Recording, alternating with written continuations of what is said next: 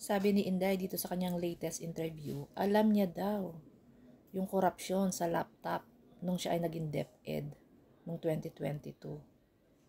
Alam mo pala, Inday, pero bakit hindi mo sinampahan ng kaso si Saldico kung nalaman mo yung korupsyon? And 2022 ka na upo. So panahon ito ng tatay mo nung pinorchase po yung mga laptops na yan. Diba? Panahon ni Digong nung pinorchase yung mga laptops na yan.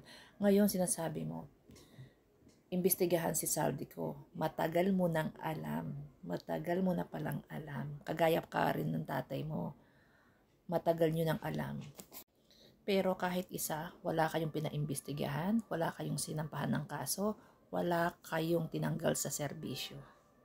Yun ang totoo. Ngayon nagkakaroon ng investigasyon, sasakay ka na naman.